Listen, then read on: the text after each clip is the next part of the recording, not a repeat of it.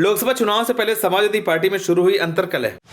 चाचा शिवपाल और अखिलेश यादव के बीच चल रही है ठनाठनी। शिवपाल यादव ने बदायूं सीट से चुनाव लड़ने को किया मना। शिवपाल यादव नहीं लड़ना चाहते चुनाव। आखिरकार क्यों शिवपाल यादव ने अचानक से चुनाव लड़ने से किया मना?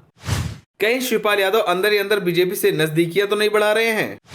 चुनाव से पहले चाचा शिवपाल ने अपने भतीजे अखिलेश को फंसाया। चलिए आपको बताते हैं शिवपाल यादव ने क्यों किया चुनाव लड़ने से मना। लोकसभा चुनाव की बिसात बिछना शुरू हो गई है। बीजेपी, कांग्रेस, बसपा और सपा कई सीटों पर प्रत्याशियों का ऐलान कर चुकी हैं। लेकिन अखिलेश यादव और शिवपाल यादव के बीच एक बार फिर खटपट शुरू हो गई है। चाचा शिवपाल यादव अपने भतीजे अखिलेश यादव से नाराज बताए जा रहे हैं। जब से अखिलेश यादव ने चाचा शिवपाल यादव को बदायूं से चुनाव लड़ाने का फैसला लिया है, तब से ही चाचा शिवपाल न तो किसी दौरे पर जा रहे हैं और न ही अखिलेश यादव से बात कर रहे हैं। इतना ही नहीं, शिवपाल यादव ने अब तक बदायूं का कोई भी दौरा नहीं किया। सियासी गलियारों में चर्चा है कि शिवपाल यादव बदायूं से लड़ने के इच्छुक नजर नहीं आ रहे हैं। ऐसे में सपा एक बार फिर बदायूं सीट पर अपना उम्मीदवार बदल सकती है। अब सवाल ये उठता है कि जब शिवपाल यादव खुद चुनाव लड़ना नहीं चाह रहे हैं, तो फिर अखिलेश यादव ने इतना बड़ा फैसला क्यों लिया? क्या अखिलेश यादव ने पहले चाचा शिवपाल यादव से नहीं पूछा था कि वो कहां से चुनाव लड़ना चाहते हैं? इस पर अभी स्थिति साफ नहीं हुई है। लेकिन लोकसभा चुनाव को लेकर एक बार फिर बदायूं में सपा की सियासी करवट बदलता नजर आ रहा है। आपको बता दें कि समाजवादी पार्टी ने पहले बदायूं से धर्मेंद्र यादव के नाम की घोषणा की थी,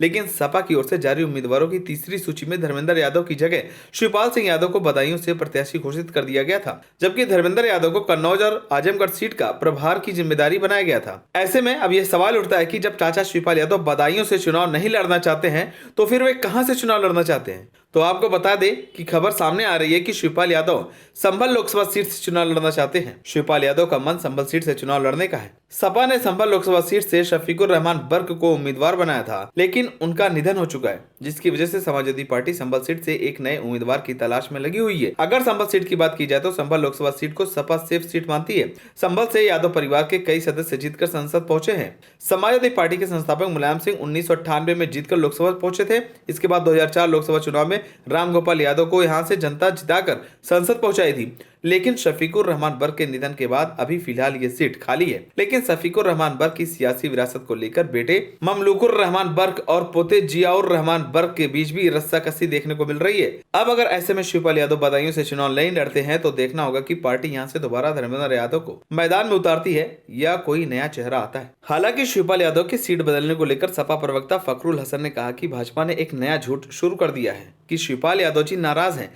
और अपना टिकट बदलवाना चाहते हैं। वहीं अगर बदायूं सीट की बात की जाए तो ये सीट मुस्लिम और यादव बहुत सीट है। इस सीट को सपा का गढ़ भी कहा जाता था, लेकिन पिछले लोकसभा चुनाव में धर्मेंद्र यादव को यहां से शिकस्त देने के लिए संघमित्रा मौर्य को मैदान में उतारा गया था। संघमित्रा मौर्य से धर्मेंद्र यादव हार गए थे। चुनाव के बाद सियासी घटनाक्रम बदलता रहा। संघमित्रा के पिता स्वामी प्रसाद मौर्य सपा में रहे।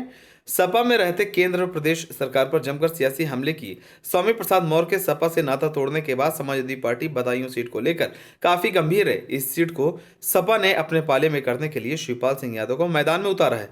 लेकिन शिवपाल यादव चुनाव नहीं लड़ना चाहते हैं। लेकिन एक बार फिर से शिवपाल यादव ने अखिलेश को मुश्किल में डाल दिया है। फिलहाल अब देखने वाली बात होगी कि जिस तरह से पार्टी बदायूं में अंतर्कलह से जूझ रही है, उससे क्या सपा के लिए चुनाव में दिक्कतों का सामना करना पड़ सकता है? आप सभी को क्या लगता है? चुनाव से पहले इस तरह से चाचा का रूठना सही है या गलत? हमें कमेंट कर जरूर बताएं। अगर आप नए हैं तो हमारे चैनल को सब्सक्राइब करें।